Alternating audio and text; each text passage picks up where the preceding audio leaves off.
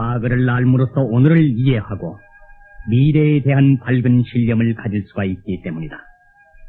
이와 마찬가지로 우리 개인이 자신의 뿌리를 안다는 것은 오늘의 자아를 발견하고 내일의 청사진을 잘 설계하자는 건전한 생각에서 비롯된 것이니 우리 동네 정씨의 세계는 어떻게 시작됐으며 또 어떤 발자취를 걸어 오늘에 이르렀는지 의료운 혈맥 동네 정씨편을 살펴보기로 한다. 이 한편에 우리 정문의 역사가 우리의 정신유산에 크게 보탬이 될 뿐만 아니라 우리의 귀여운 자녀들에게는 조상의 뿌리를 캐는 훌륭한 지침이 되리라 믿는다.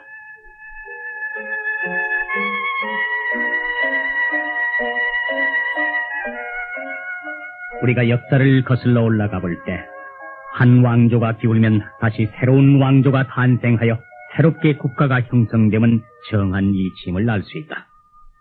그중 가장 현재와 가까웠던 왕조가 바로 조선 왕조 500년이었음을 두말할 필요가 없을 것이다. 바로 이 근세 조선에서 우리 동네 정씨가 누린 위치는 어떤 것이었나 하는 것을 생각할 때 우리 일가는 적어도 아니 누가 뭐래도 자랑할 만한 명문 거족이었음을 떳떳이 내세울 수 있겠다. 그도 그럴 것이 2조 500년을 통틀어 볼 때 왕족인 전주 이씨가 고작 22명의 상신, 즉 정승을 배출한 데 비해 우리 동네 정씨는 왕족과 아무런 관계도 없이 순전히 타고난 조상님들의 슬기로움만을 발판으로 전주 이씨에 버금가는 17명의 상신을 탄생시켰으니 그 숫자는 좋기 천하제일의 명문 대가를 이루는데 충분한 것이었다. 그래서 길을 가다가 몇 사람이 모여 자기 가문의 자랑을 늘어놓는다면 우리 아무개 조상님은 관찰사를 하셨어. 지금의 도지사를 지낸 가문이라네. 능히 우리는 양반의 후손이란 말씀이야. 양반 하지만 우리야말로 양반 가문이지. 우리 아무개 조상님은 승지를 하셨다네. 승지가 뭔지 아나? 지금으로 말하면 대통령의 비서관이야. 그거 참 대단들 하네. 하지만 양반이라면 판사 한 자리쯤 해야 옳지 않은가? 우리 고조부께서는 2조 판사를 하신 분이야. 내 앞에서 감히 양반 타령이 나오는가 말이지. 이렇게 서로 조상들의 벼슬타리 자랑을 늘어놓기가 일쑤겠지만 그런 사람들 중에 만약 우리 동네 정씨가 끼었다면 그건 뭐 큰 소리 칠 것도 없이 너그럽게 웃으며 아주 훌륭들하네. 자네들 가문이 그 듣고 보니 매우 전통 있는 가문이로구만. 하지만 우리 동네 정씨는 뭐 크게 내세울 게 없어. 말하자면 상놈이로구만. 그렇겠지. 글쎄. 다만 우리 조상 중에는 정승이 겨우 17분밖에 안 나오셨어. 아니, 뭐라고? 정승이 17분이나? 그렇지. 정승을 하신 할아버님이 17분이다 그런 얘기. 이 사람 농담하나? 17명씩이나 정승이라니. 농담은 무슨. 그냥 그 정도밖에 안 된다 그거지 뭐. 아이고 이런 신뢰가 어딨나. 진짜 양반을 몰라보고 우리가 실수를 했네. 응? 아니야 괜찮아. 우리 조상님들의 벼슬만 따져서는 양반 소리 듣는 게 좀 우스운데. 응? 그럼 벼슬 말고 또 따질 게 있나? 있지. 그건 우리 조상님들의 면면이 이어내려온 가풍일세. 가풍? 그렇지. 자네들 당파싸움 알겠지? 그거 모르는 사람이 어딨어. 옛날에 사색 당파 그거야 뭐. 물론 알 테지. 그런데 우리 동네 정씨가 당파싸움 했다는 얘기를 들었나? 글쎄 모르겠는데. 나도 몰라. 그거는 옛날 양반이면 누구나 다 하는 것 아니야. 노론 소론 남인 북인 거기다가 대북 소북 거기 안 끼면 양반 행사가 됐나? 물론 그렇겠지. 그래서 자네들 조상 누구나가 당파싸움 안 해본 양반은 없어. 그걸로 우리나라가 망할 뻔했지. 그런데 우리 동네 정씨의 선조님들은 그걸 안 하셨다 이 말씀이야. 오로지 국가의 발전과 국민들을 위해서 벼슬을 하신 거지 당파를 위해서 벼슬을 하지는 않았단 말씀이야. 알겠나? 말하자면 우리 조상님들의 성품이 화합과 온화함과 경망만을 지키려고 애쓰신 가풍이 우리가 자랑하고 싶은 양반 가문이 될 수 있다 이거지. 이제 내 말이 이해가 되나? 오라. 듣고 보니 우리가 부끄럽네. 맞아. 동네 정씨야말로 양반 중에 양발색이야. 고맙네. 이를테면은 이런 식으로 슬며시 우리 정씨 가문의 자랑을 해도 무방할 것이다. 어떻든 우리 동네 정씨는 조선시대에 감히 어느 누가 따라올 수 없으리만큼 많은 대신들을 배출했다. 앞서도 말했지만 상신 17분, 대지학 2분, 호당 6분, 공신 4분, 판서 20여 분, 그리고 그 이외에 무수히 벼슬을 지내신 분들이 계시다. 자그만치 문과급제가 198분이나 되시니 과시 명문 중의 명문이라 아니할 수 없다. 그러나 이제까지는 조선 왕조 때의 얘기를 했지만 그러면 그 이전에는 우리 동네 정시에서 내세울 것이 없을까 하고 한번 생각해볼 때 절대로 그렇지가 않다. 우리의 중시조이신 호장공 문자 도자 할아버님 이후 문안공 항자 할아버님, 그리고 그 아드님이신 저 유명한 시인 서자 할아버님.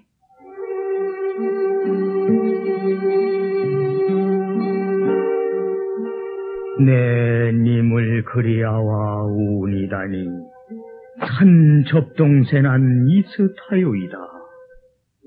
아니시며 거칠으신 달 아흐 잔월 효성이 알아시리이다. 넋이라도 님은 한대 여져라.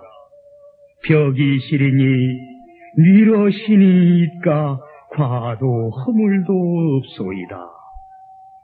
말힌 말어신디어 사릇부려 아흐. 님이 하마 니 자신이니까 아소님아 도잠 들으샤 괴우쇼쇼.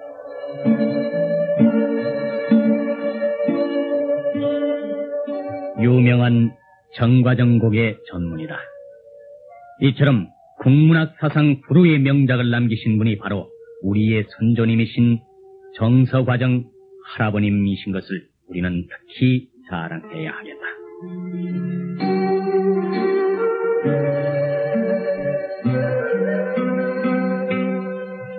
다시 말하지만 우리 동네 정씨는 훌륭한 조상님들의 고고한 인품으로 인해 더욱 빛나는 가문의 전통을 이어왔다. 무편무당, 이것이 가훈처럼 내려오는 우리의 전통이다. 즉 어느 편도 돼서는 안 되고 어느 당에도 끼어서는 안 된다는 중용지도의 진리. 오직 진리만을 위해서 남과 다투지 않고 한쪽으로 치우치는 일 없이 꼿꼿한 기상을 지켜온 분들이 우리의 선조님들이시다. 그러기에 그 참혹한 사화에도 희생됨이 없었고 그 치열한 당파 싸움 중에서도 의연하게 줄기를 이루어 무성하게 뻗어나온 우리 동네 정씨. 지금 우리의 가세는 무섭게 번성해 전국 일가 12만 가구에 인구는 무려 70만을 돌파해 전국 160여 개 성 중에 15위를 차지하는 대종족으로 성장했다. 오늘 우리의 자랑스러운 뿌리를 찾아 현세를 살고 있는 후손들이 자신의 근본을 깨닫게 하는데 한 획을 긋고자 이 얘기를 시작해보기로 한다.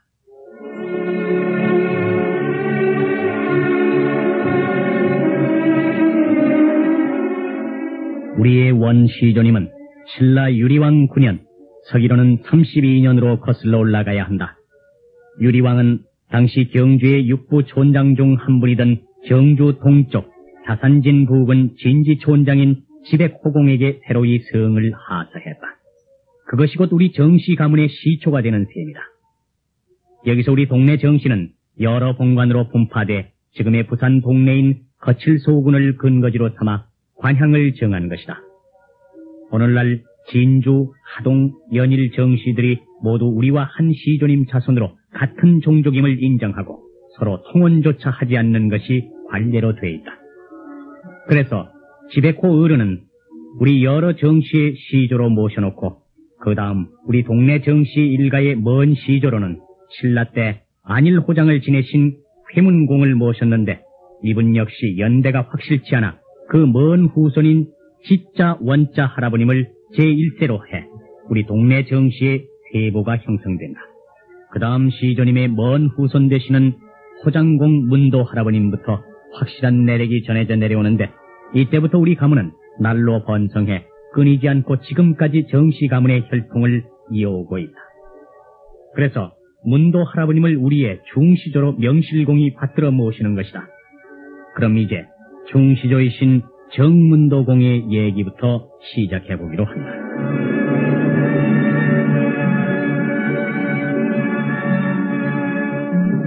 문도공의 묘소는 부산 회지리에 있는데 해마다 음력 정월, 한식, 단오, 추석, 동짓달에 우리 정씨 일문이 모여서 정성껏 향사를 받들고 있거니와 이 묘소에 얽힌 얘기가 전설처럼 재미있어 소개하기로 한다. 문도공이 돌아가시자 그 아드님 좌복사 목자 할아버님께서 아버님의 시신을 양지바른 명당에 모시려고 했다. 그런데 장례를 마친 후 아버님, 편안히 잠드시옵소서. 소자 이만 물러가옵니다. 부디 저승에 가셔서도 후손들을 돌보시오. 우리 집안을 잘 살게 해주십시오. 그렇게 슬픈 감정을 억누르며 집으로 돌아온 아드님은 다음 날도 아버님 산소를 홀로 둠이 안타까워 산으로 올라갔다. 그런데 이게 웬일인가? 곱게 모신 아버님의 산소가 파헤쳐지고 관이 덩그러니 드러나 있었다. 아니, 이럴 수가. 누가 이런 해괴망측한 짓을 했단 말인가? 이런, 아버님, 용서하십시오. 제가 다시 잘 묻어드리겠습니다. 다시 시신을 그 자리에 곱게 묻고 돌아왔는데 그 다음 날도 역시 산소는 파헤쳐져 있었다. 정목공은 그만 화가 나서 어쩔 줄을 모르며 다시 관을 잘 모셨다. 그러나 그 다음 날도 또 그 다음 날도 결과는 마찬가지였다. 이럴 수가 없어. 어느 놈이 우리에게 무슨 원한을 지녔길래 이런 짓을 한단 말인가? 그때였다. 어디선가 백발도인이 나타나서 이 광경을 물끄러미 쳐다보고 있지 않은가. 헛수고 그만하시오. 아, 너희는 누구시오? 아무리 그래도 여긴 안 돼. 아니, 뭐라고요? 아니, 그럼 당신이... 아니야. 내가 한 짓이 아니오. 그럼 누가 이런 몹쓸 짓을 했단 말인가? 도깨비 짓이지. 뭐라고요? 도깨비라니? 어젯밤 도깨비들이 이 산소를 파헤치며 몹시 불평을 하던 걸. 그게 무슨 말씀이십니까? 불평은 제가 해야지 왜 나쁜 짓을 한 도깨비들이 합니까? 아니야. 까닭이 있더구만. 까닭이라뇨? 그게 뭡니까? 도깨비들이 말하기를. 에이, 빌어먹어. 오집도 참 몇 번씩이나 파헤쳐도 또 묻을 게 뭐라고. 누가 미련한 녀석이야. 원래 이 자리는 대인께서 들어오실 자리인데 소인배의 무덤이 왜 말이야. 우리가 그냥 놔둘 줄 알고.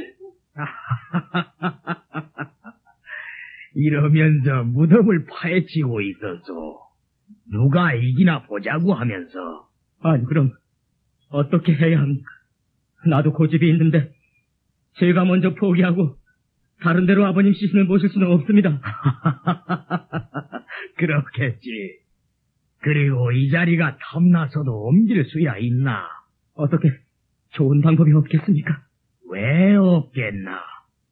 내 말대로 하면 돼. 가르쳐 주십시오. 제발 부탁입니다.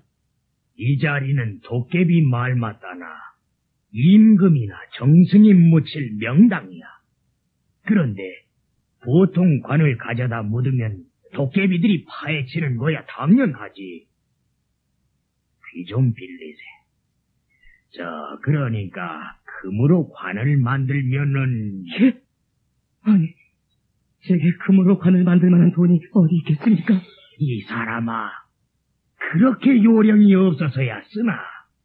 그러니까 예. 노란 보릿집으로 관을 둘러싸서 묻으면 도깨비들이 속을 거란 말일세. 예, 고맙습니다. 정말 고맙습니다.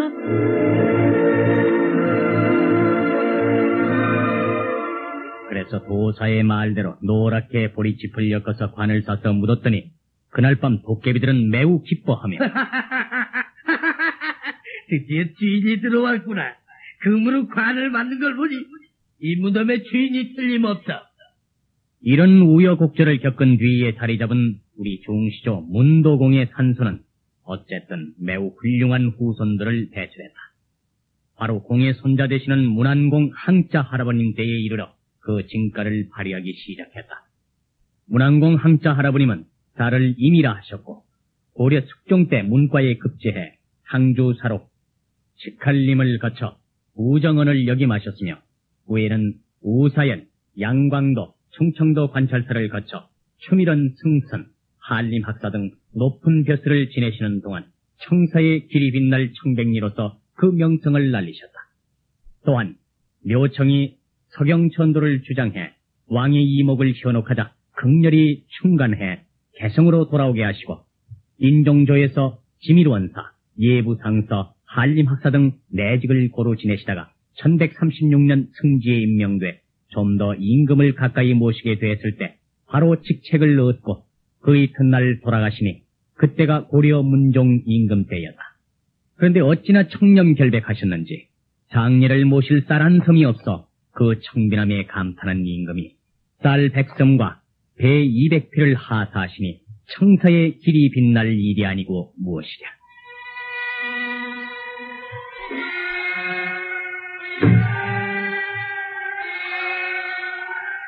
앞에서도 이미 소개했거니와 불후의 명작 정과정곡을 지으신 정소공.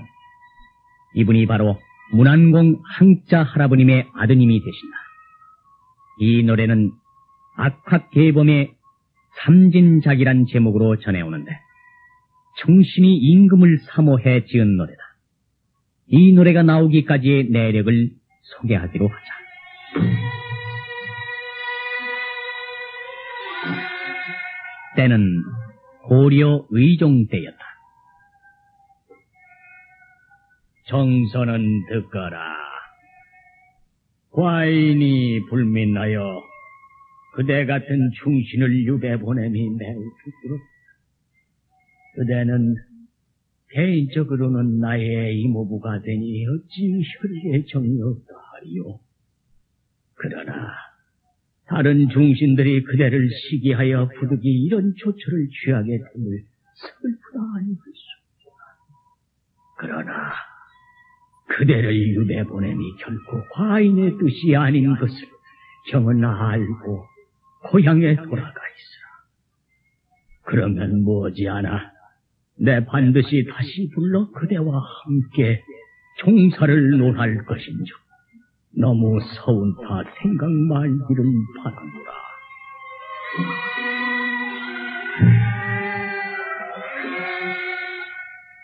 왕은 이토록 애절히 신하를 위로했고 또 철석 같은 약속을 했지만 끝내 다시 부르지 않았다. 그 약속의 위배됨을 한탄하며 또한 임금에 대한 충성심을 검은고를 타며 노래로 부른 것이 후세까지 전해져 온 것이다. 정서공은 호는 과정이요 인종 때 내시랑 중 벼슬에 올라 인종비의 여동생과 결혼해 왕의 총애를 받았다. 동국통감에 이르기를 공은 매우 박식하며 재주가 뛰어난 분이라고 적혀있을 정도로 인품과 학식 그리고 풍류, 재예에 능한 분이셨다. 무척 자랑스러운 조상 중의 한 분임을 명심해야겠다.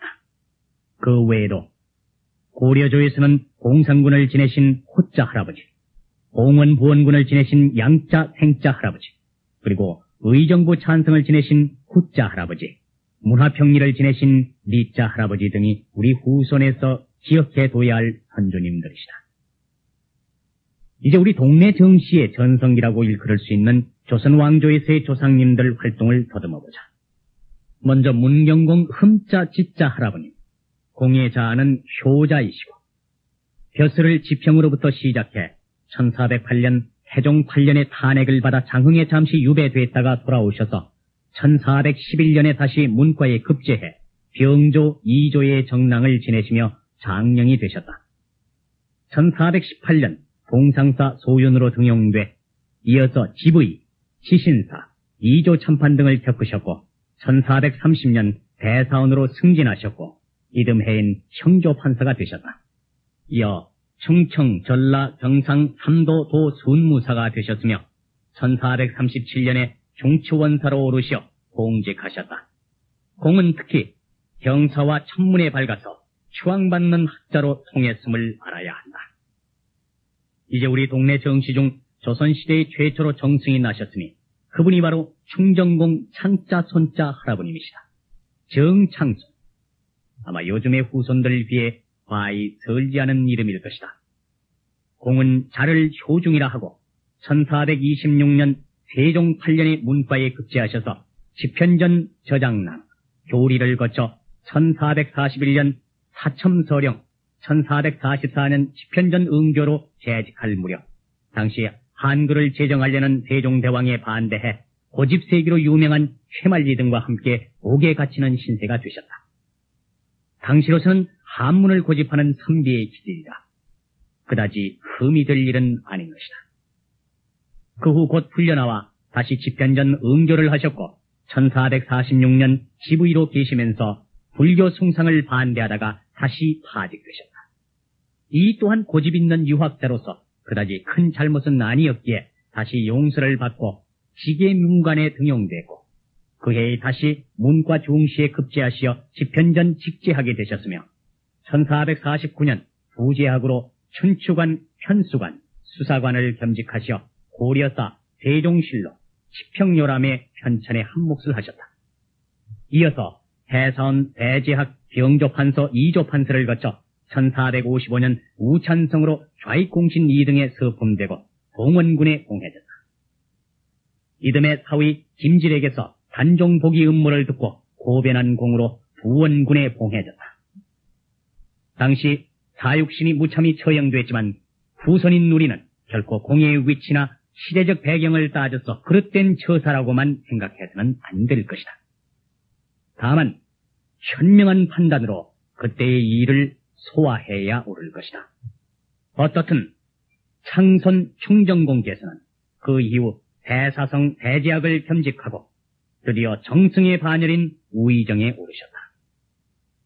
1457년 좌의정으로 승진하시고 다시 1458년 1인지하 만인지상의 영의정에 오르셨다. 공은 또 청백리로서 매우 검소한 분이셨음을 우리는 자랑스럽게 여겨야 한다. 다음은 양평공 종자 할아버지의 얘기를 하자. 공은 1442년 세종 24년에 무과에 급제해 1453년 이징옥의 난이 일어나자 당시 종성판관으로 계시면서 난군을 토벌하여 1등 공신에 책록되셨다. 1461년 중추원 부사로 조정의 사신이 돼 명나라에 다녀오시고 1467년 이시에 난 때 다시 공을 세워 공신으로서 동평군에 봉해지셨다. 이어 충청도 도제찰사를 역임하시고 1471년에는 경주 부윤에 이르셨으니 우리 동네 정시 가문의 자랑스러운 무관으로 손꼽힌다. 그러나 우리 일가가 더욱 활기를 얻어 명문세가로서의 자리를 확고히 다진 것은 14세 손 난종 할아버님 때부터라고 말할 수 있다. 그야말로 우리 정시 일문이 반석 위에 굳건히 터전을 잡을 수 있었던 것은 바로 이분 익해공 난자 종자 할아버님께서 가문의 중흥에 공이 크셨던 까닭이다. 유명한 성리학자로서 그리고 조정의 대신으로서 문필과 학문에 탁월하시어 세종실록, 예종실록을 편찬하시는 데 공을 세우시고 후손들에게 올바른 가르침으로 대대손손 큰 인물을 낳게 하시니 익해공이야말로 우리 일문의 자랑이라 하겠다.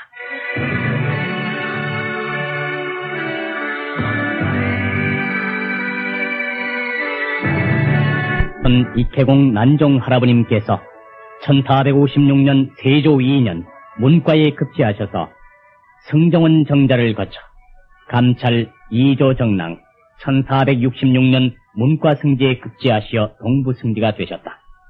그 후 좌부 승지, 예조 참판, 형조 참판으로 5위장에 오르시고 1471년에 좌리공신이 돼 그 후 한성부 판윤, 전라도 관찰사를 지내셨으며 2조 호조 판서를 지내시는 동안 학자로서 그 명망이 높았으며 글씨로서 명필 소리를 들을 만큼 능했다. 지금도 남아있는 공예 글씨는 원각사 비문, 금찰산 묘비, 흥천사 종명, 낙산사 종명 등이 있다. 이 계공의 할아버님은 성종 때 2조 판서를 지내셨던 12세 구령이신데 이분의 세거지는 처음에는 경상북도 안동군 구담리에 살다가 그곳이 자손이 번성치 못한 곳이라 해 예천군 풍양면 우망리로 옮기시니 과연 그곳에서 훌륭한 손자 이케공 난종이 나오시고 그 이후 줄줄이 12분의 정승이 나왔다고 한다. 지금도 그곳에 후손들이 마을 전체를 이루고 있어 우리 동네 정시 일문의 근거지로 남아있다. 이케공의 아드님이 바로 문익공 광자 필자 할아버지시다. 중종 때의 명재상으로 이름을 날리신 정광필 바로 그분이다. 1492년 성종 23년 문과에 급제하시어 홍문관에 등용되시고 부제학 2조 참의를 하실 때 연산군의 복정이 날로 심해져 그것을 보다 못한 공께서 복정을 삼가라는 상수를 했다가 아산으로 귀양가시는 몸이 되었지만 1504년 중종 반정을 기해서 부제학에 복직돼 2조 참판, 예조 판서, 대사원을 거쳐 1510년에는 우참찬으로 전라도 순찰사가 되시어 삼포회란을 수습하시고 계속 승진하셔서 우의정, 좌의정, 드디어 영의정의 자리까지 오르셨다. 그러나 1519년 김효사화 때 조광조를 구출하려다 파직당하고 후에 다시 영의정에 올랐지만 곧 면직됐다. 이어서 다시 영의정에 추천됐지만 스스로 사양하신 일이 있어 3번씩이나 영의정에 오른 훌륭한 선조임을 우리 후손들은 알아야 할 것이다. 이 어른은 돌아가신 후에 중종 임금의 사당에 함께 모셔져 계실 정도로 훌륭한 대신이었다. 이때를 정점으로 우리 동네 정신은 끊이지 않는 영하와 명문세가의 맥을 형성하게 된다.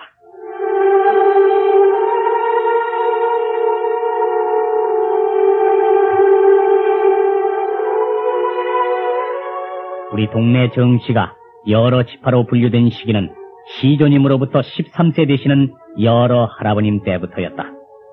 일일이 열거하자면 녹사공파의 승자 할아버님, 판서공파의 섬, 익혜공 난종 할아버님의 아버님 되시는 제학공파의 사.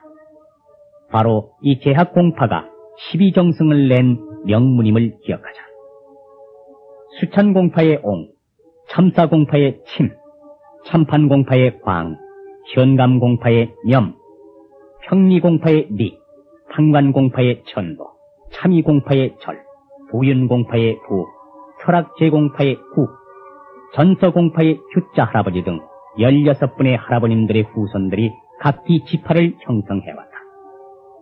이리하여 16개 지파 각 문중에 각각 훌륭한 후손들을 배출해왔지만 특히 제학공파의 맥박은 힘차게 고동쳐 수없이 많은 대신과 학자들을 배출해 가장 주목받는 동네 정씨 가문임을 강조한다.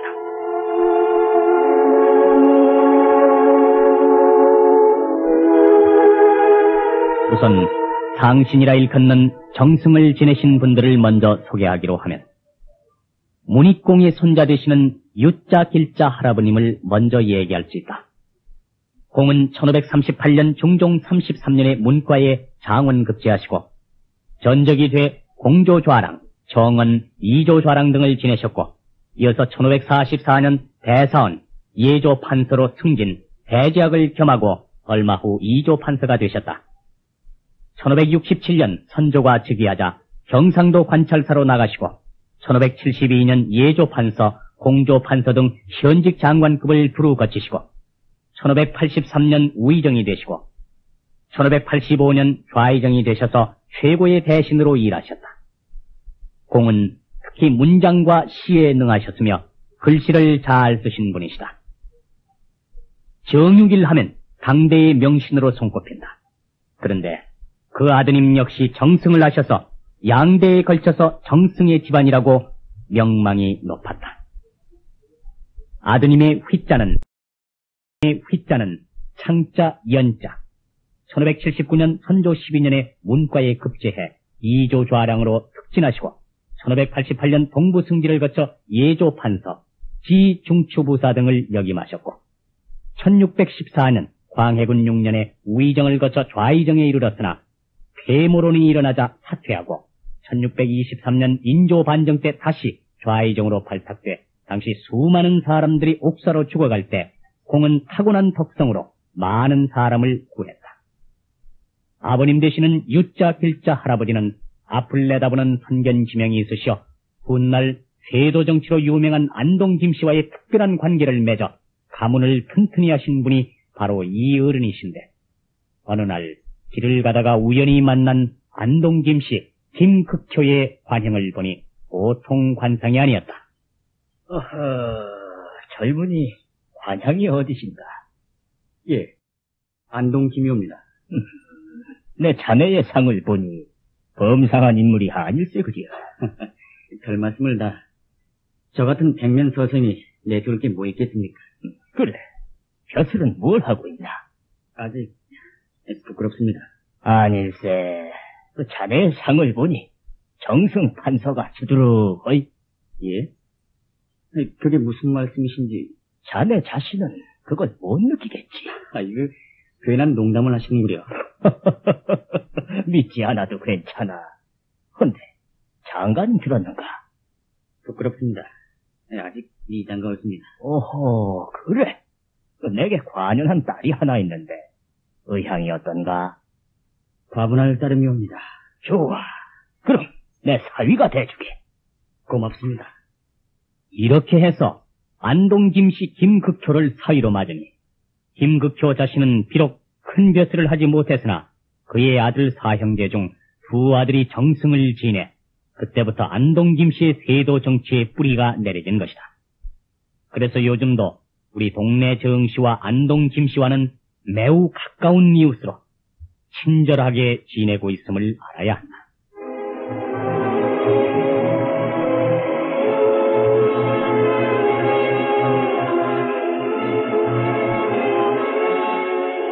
그럼 여기까지 얘기한 우리 동네 정씨의 내력을 다시 정리해보면 시조이신 지원으로부터 2세 문도, 3세 항, 역시 3세 택, 4세에는 정과정곡으로 유명한 서, 3세 택자로부터 쭉 내려와 12세 구력, 여기서 여러 지파를 형성한 수많은 13세 손자, 특히 개학공파의 후손 중에 12정승이 쏟아져 나왔는데 그중 14세 익혜공 난종, 그 아드님 15세 문익공 광필, 문익공의 손자 되시는 6일, 그 아드님 창현, 양대 정승까지 얘기를 했지만 그 외에도 각 지파의 여러 대에 걸쳐 갈라진 일가 중에 많은 훌륭한 선조들이 배출되었지만 일일이 소개하지 못함이 아쉽다.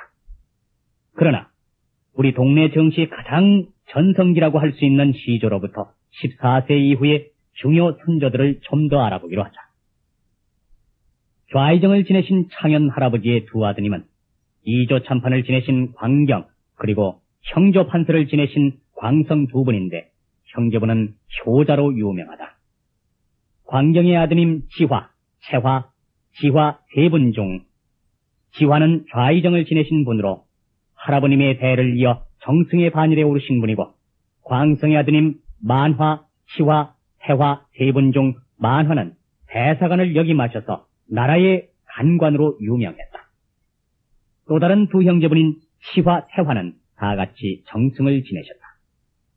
치화 어른은 좌의정으로 11번이나 사직 상소를 올린 택족 같은 분이고 태화는 영의정으로서 현종의 사당에 같이 모셔질 정도로 명신이었다. 이처럼 당대의 시조로부터 20세 손 6분이 모두 나라의 기둥으로 관직, 저 맨 꼭대기에 등용된 것은 우리 가문의 크나큰 자랑이 아닐 수 없다. 게다가 치화 어른의 증손 되시는 정간공 서곡께서도 좌의정을 지내셨고 태화 어른의 두 아드님 중 재승공은 우의정을 하셨으며 또 한 분 재대공은 참의를 지내셨다. 그 증손 되시는 충원공 홍순, 이분도 우의정을 하시니 몇 대에 걸쳐 한꺼번에 정승 10분이 탄생되셔 청사의 길이 빛날 이름들을 남기셨다. 이 영광된 문벌, 우리 동네 정씨, 숱한 고관을 배출해 끊임없이 이어진 명문의 전통 속에 우리 후손은 지금도 긍지와 자부심을 가지고 살아가고 있는 것이다.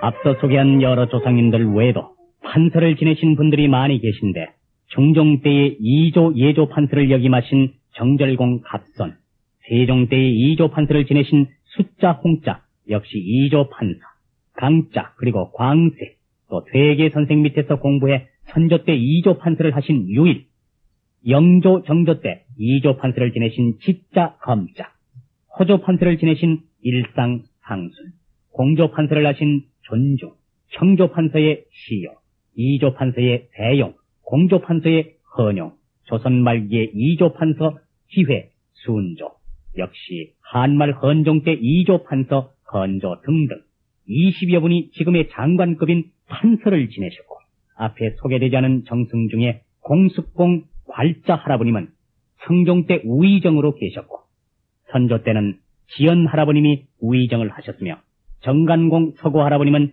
영조 때 좌의정을 지내셨다. 정조 때는 문안공 존겸께서 우, 좌, 영의정을 두루 섭렵하시고, 역시 정조 때 1등 재정관으로 유명하신 충원공 홍순께서 우의정, 좌의정을 하시니 실로 우리 동네 정치가 아니면 나라에 고관이 없어 정사가 잘 안 돌아갈 판이었다. 여기서 잠시 충원공 홍순 할아버지의 일화를 소개하기로 하자. 공은 운수를 알고 절약하는 것으로 신조를 삼아 나라 살림을 집안 살림처럼 알뜰히 꾸려 오직 근검한 정신을 정치에 도입하신 어른이시다. 또한 집안에서도 검소한 생활을 실천해 고관인 정승에 머물면서도 따님을 시집 보낼 때 입었던 옷 그대로 혼례를 치르게 했으며 먹던 밥을 그대로 먹여 시집 보냈다는 분이다. 이 얘기가 세상에 전해져 사람들은 더욱 충원공을 우러러 볼 수밖에 없었는데, 오늘날 우리 현실에 할아버지의 행적을 거울 삼으면 아마도 사치풍조는 눈 녹듯 사그라들 것만 같다. 참으로 후세의 귀감이 될 만한 선조를 모셨다는 게 얼마나 영광스러운 일인가를 다시 한번 생각하자. 어떻든 이렇게 현명하고도 훌륭한 우리의 조상들은 셀 수 없이 많은 고관 대작을 배출하셨지만 오직 국혼만은 철저히 피했다. 즉 왕가와 혼인을 삼가한 것이다. 왜냐하면 외척의 득세와 시기바둥이 역사상 많은 오점을 남겼기에 현명하게 판단해 스스로 국혼을 피한 결과이다. 이시조선 500년 동안 단 한 분의 왕비나 후궁도 내지 않은 것은 그 좋은 본보기다. 생각하면 얼마나 장한 일이었는가. 국혼으로 빚어질 사립과 모함의 그늘을 요령있게 벗어던진 우리의 조상님들에게 아낌없는 찬사를 보내야 마땅하리라.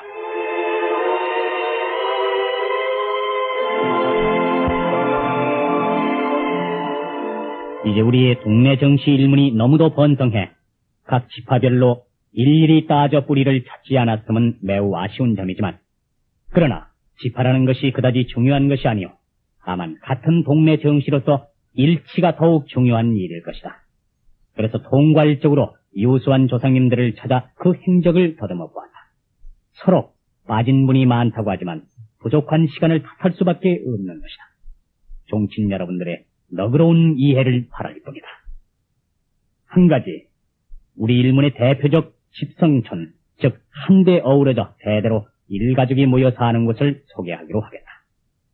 우선 가장 많은 가구가 살며 12세 선조이신 2조 판서 구령 할아버님 때부터 내려온 경북 예천군 홍양면 우망리의 153가구, 경남 거창군 남상면 임불리의 71가구, 경남 거창군 남하면 일원의 117가구, 제주도 북제주군 애월면 고성리의 150가구, 경기도 이천군 판교면 군지리의 60가구, 충북 청원군 남일면 가산리의 72가구, 전북 김제군 월천면 장화리의 69가구, 경북 군위군 효령면 금배동의 88가구, 경북 의성군 금성면 제호동의 51가구, 경북 안동군 임하면 임하동의 50가구, 경북 경산군 하양읍 환상동의 42가구, 경북 청도군 화양면 삼신동의 68가구, 경북 상주군 청리면 월로리의 56가구, 경남 산청군 생초면 월곡리에 58가구, 경남 합천군 합천면 용계리에 40가구, 함남 함주군 일원에 50가구, 그 밖에 여러 곳에 흩어져 살고 있는 종친들을 일일이 열거하지 못하고 부록도서에만 수록했음을 송구스럽게 생각한다. 참고하시기 바랍니다.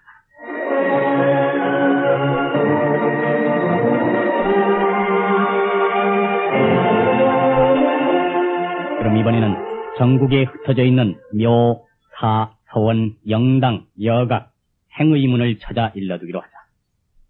이것은 우리 조상들의 얼이 담긴 곳이므로 반드시 기억해야 할 것이다. 첫째, 성종묘에 모신 중정공 창선 할아버님, 중종묘에 문익공 광필 할아버님, 현종모의 충익공 태화 할아버님, 이분들은 영광스럽게도 국왕의 묘당에 함께 사당을 모신 것이다. 다음, 함남 북청에 소재한 노덕서사, 이것은 충정공 홍익 할아버님의 사당이다. 충북 문의에 소재한 덕천 향사, 이것은 웅자 창자 할아버님의 사당이다. 함남 함흥의 숭현서원, 이것은 문익공 광필 할아버님의 서원이다.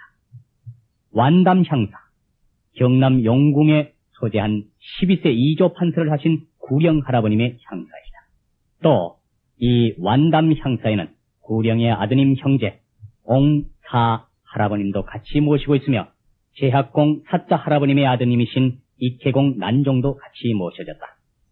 다음은 경북 문경에 있는 소양사에는 선조 때 우의정을 지내신 언신 할아버님의 사당이 모셔 있다. 전북 남원에는 충의공 기원 할아버님의 충렬사가 있고 전남 진도에는 동암사가 있어 충정공 홍익 할아버님의 사당이 모셔져 있으며 역시 충정공 홍익 할아버님의 종산서원이 함북 종성에 소재하고 있다. 이 외에도 전국 각지에 수많은 서원과 사당, 또 여각이 분포되어 있어 조상님들의 얼을 기념하고 있다. 아직 한 번도 묘당에 제사하지 못한 후손들은 이 기회에 두루 찾아나서 선조님들에게 대한 이해를 표했으면 참으로 좋지 않을까 생각한다. 이에 대한 것 역시 부록도서에 자세히 수록했으니 참고하시기 바랍니다.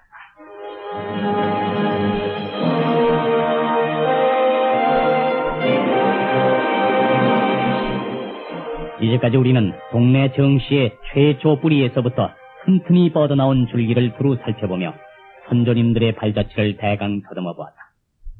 언제 어디에서 가문의 내력을 설명하라 하면은 대강 이 정도의 상식으로 나서면 틀림없이 우리 일가임을 인정받을 수 있으리라.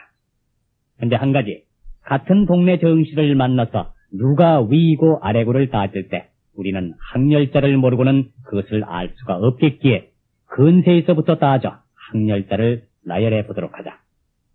일가를 만났을 때 반드시 누가 할아버지고 누가 형제이며 누가 아저행이 되는지 잘 가려서 실수 없기를 바란다.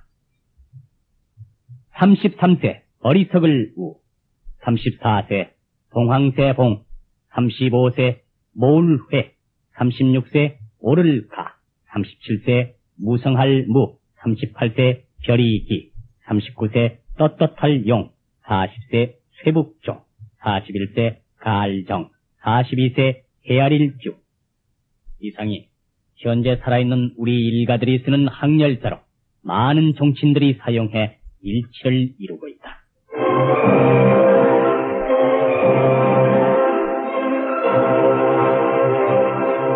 이 땅에서 1000년 이상을 뿌리내리고 살아온 전통의 가문 우리 동네 정씨는 조선 왕조가 끝난 다음 일제 치하에서 혁혁한 공을 세운 국립투사를 배출했다. 정진화, 정훈모, 정현섭 씨 등은 우국 충절에 빛나는 애국자이며 국립투사로 이름을 날렸다. 또 학자로서는 위당 정인모, 그는 금세기 우리 동네 정씨의 또 하나의 커다란 산맥을 이룬 분이다. 국립중앙박물관 학예연구실장 양모 씨가 위당의 아드님이시다. 의류문화사 회장 정진숙 씨는 민족문화사업을 위해 우리말 큰 사전을 맨 처음 펴내 한글의 선구자적 역할을 했다. 세계에서는 작고하신 부산 성창목재 회장 정태성 씨가 유명하고 그 밖에 여러 분야에서 화려하게 활약하고 있는 저명인사를 소개하기로 하면 1982년 현재 정존수 동네 정시 종약소장, 정한수 노동부 장관을 역임했고, 정운수 전 해운공사 사장, 정범모 전 충북대학 총장, 정진우 전 법제처장, 정성모 국회의원, 정경모 전 해군 장성, 정일환 성균관 재단이사, 정윤모 변호사, 정운조 변호사, 정지철 변호사, 정경걸 변호사, 정석영 변호사, 정진태 육군장성, 정대련 서울기업사장, 정현식 한사, 정수기 검사, 정진환 세조산업이사, 정진호 서울대 교수, 정영환 전 주택은행장, 정인석 중앙일보 이사, 정진영 조흥은행 지점장, 정상명 서울지검 검사, 정진황 대구신학대학장, 정휘동 국회의원, 정경모 일본 동경에서 병원장, 정순 역시 동경에서 병원 운영, 정우창 전 은행장, 정진길 국회의원, 정경식 서울지검 검사, 정진규 시인이며 한국시인협회 사무국장, 정창영 연세대 교수, 정하복 기업인으로 전 국제경제인회의 한국대표, 정진웅 서울대 교수, 정다령 한국일보 편집부국장, 정영길 교수, 정채진 경북도지사, 정진방 경제학 박사, 정용인 판사, 정도영 육군장성, 정진권 육군장성, 정극수 서울지방법원 부장판사, 정진규 검사, 정진우 영화감독, 정진우 신성기업사장, 정경모 변호사, 정문영 일진금속 대표, 정희경 전 이화여고 교장, 이 밖에도 학계, 경제계, 재계, 예술계, 법조계 등에서 활약하고 있는 일가의 지명 인사들을 일일이 소개할 수 없을 정도로 많아 매우 아쉽다.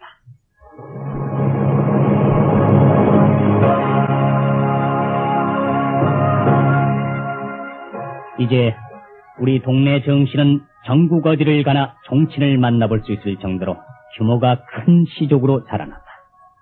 그것은 자랑스러운 선조께서 자손의 번성을 위해 여러 각도로 헌신하신 결과이다.